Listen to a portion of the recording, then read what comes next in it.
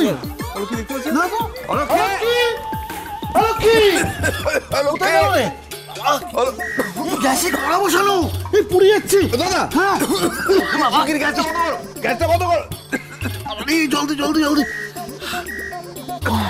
আরে ধোঁয়াতে তো দম বন্ধ হয়ে যাবে। অলক্ষীটা কোথায়? গরম, বাইরে চল বাইরে চল। অলক্ষী!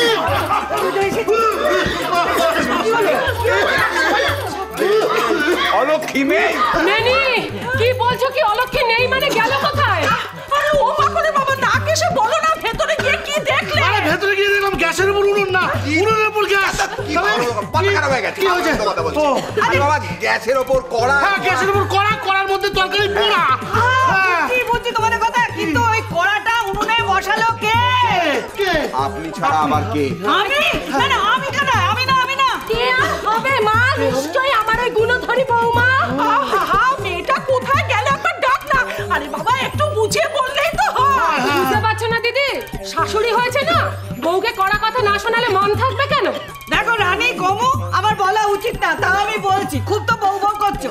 এই তো বউ রান্না করছিল, কড়া চাপালো, তরকারি চাপালো, কড়াও গেল, তরকারিও গেল, বাড়ি ভর্তি আগুন। এটা কি লক্ষ্মী বউয়ের কাজ?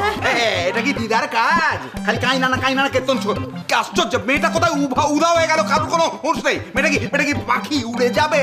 আমি চাচামিচি ছিল, মেয়েটা বেরোচ্ছে না কেন? অলক্ষী! অলক্ষী! ভালো হয়েছে, কড়া তো পুড়ে ছাই, রান্না সব পুড়ে গেছে। এবার বলি কি খাওয়া দাওয়াটা হবে? ওই ছাঁচড়া পোড়া? ওমা ওমা ওমা, রান্নাঘরের ওই কালি ঝুলি আমি পরিষ্কার করতে পারবো না। সে আমিও পারবো না, মেসি যে করেছে সে পরিষ্কার করবে, বুঝেছো? দেখেছো মা, দেখেছো কেন ওই মেয়েকে আমি শাসনে রাখি? ওর কিন্তু অলক্ষীপনা আবার শুরু হয়ে গেছে। আমি জানি তো ও নিজে নষ্ট হবে আর আমার ছেলেটাকেও নষ্ট করবে। চুপ করো, চুপ করো না, চুপ করো। বুঝো আমাকে না, আজকে তো বাড়িতে কোনো রান্না বান্না হবে না।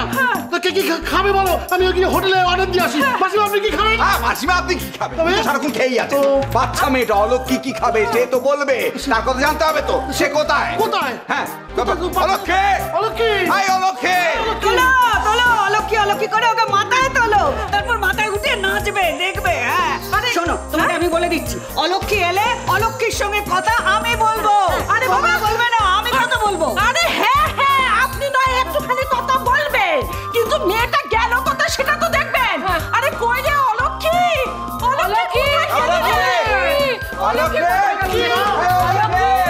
আরে ছোট বাড়িতে নেই। ও বাড়িতে নেই।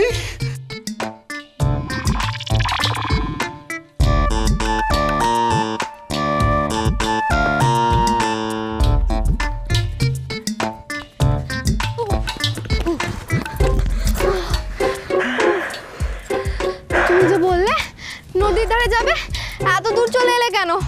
কেন তোমার ভালো লাগছে না? না না, তুমি বুঝতে পারছো না, আমাকে তো বাড়িতে গিয়ে রান্নাটাও করতে হবে নাকি? আমরা কখন ফিরবো? এখন তো কোনো কথাই হলো না, এখনই ফেরার কথা ভাবছো? কি কথা বলবে বলো? এইভাবে? তা কিভাবে? একটু বসো না। হ্যাঁ, এখানে বসবো কেন? বাড়িতে তো কত জায়গা ছিল বসার, আমরা ছুটে এসে এখানে বসবো? তাহলে কি করবে? গাছে উঠে বাদরামি করবে? ওই পেয়ারা চুরি করে খাবে তোমার ওই শিবরামপুরের মতো?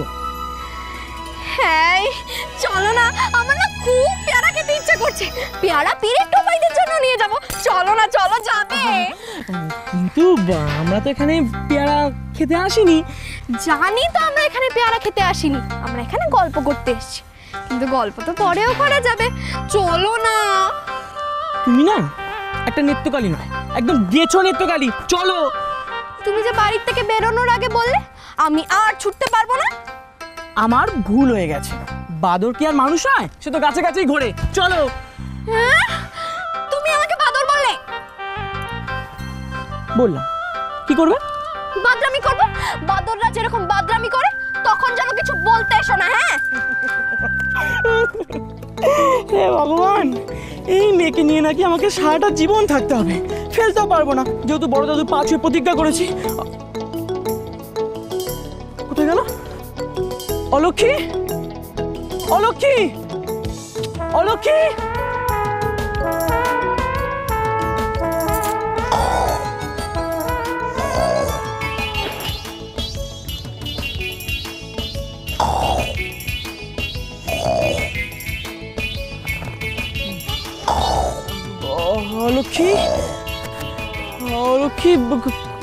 কোথায় তুমি? এই জন্যই না আমার অসহ্য লাগে। দেখো আমি না কেমন বাঘের ডাক শুনছি। চলো না বাড়ি চলে যাই। কোথায় তুমি?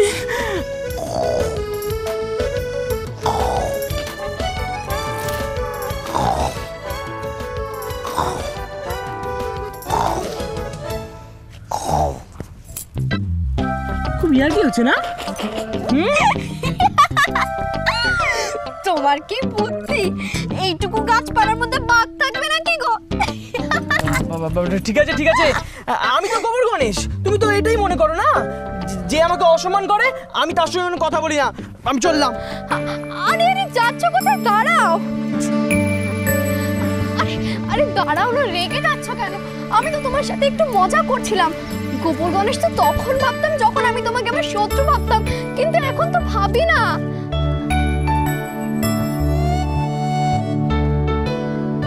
তাহলে এখন কি ভাবো?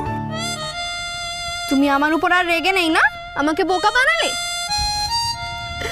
সব বুদ্ধি কি তোমার একারই আছে? এবার বলো তো, তুমি আমাকে কি ভাবো?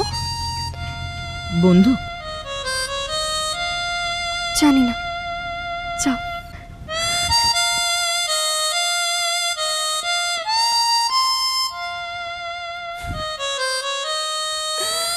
পাগলি একটা। নেই মানে কি? নেই মানেটা কি? হ্যাঁ, অলক্ষী কি করবো যে উবে যাবে? একটা মানুষ তো, সে গেল কোথায়? কি একা একা বেরিয়েছে? কি হয়েছে বলবি তো? এই সত্য স্বদেশ এনো নে দিয়ে যেটা বলছি, যেখান থেকে পারিস অলক্ষীকে গিয়ে ধরে নিয়ে আয়। আরে বাবা, এরপরে অর্ডার দিলে ভালো খাবার হোটেল থেকে দেবে। কিন্তু আমি তো জানি না। কিন্তু অলক্ষী কোথায় গেছে সেটা তুই জানিসই না, তাই না রে ননি? আর সত্যি বর্দা, আপনার বিচার দেখে না আমি একেবারে তাজ্জব বনে যাচ্ছি। বাড়ির বউ কাউকে না বলে না কয়ে রান্না পুড়িয়ে তরকারি পুড়িয়ে কোথায় সে চলে গেল, আর তাকে আপনি কি করবেন না হোটেল থেকে রান্না করা খাবার এনে খাওয়াবেন। অসাধারণ না? না না না না না না, এই কথাটা আমার বিষ্টুর কানে তোলা খুব দরকার। বিষ্টু, বাবা বিষ্টু, কোথায় তুই বাবা বিষ্টু? ছোট কাকি, ঠাকুরপো বাড়িতে নেই।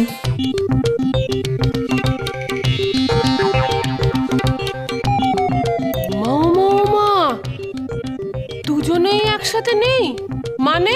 মানে চিৎকার করে মানেটা বুঝতে পারছো না? ওই বয়সটা কি তুমি আমি পেরিয়ে আসিনি গো?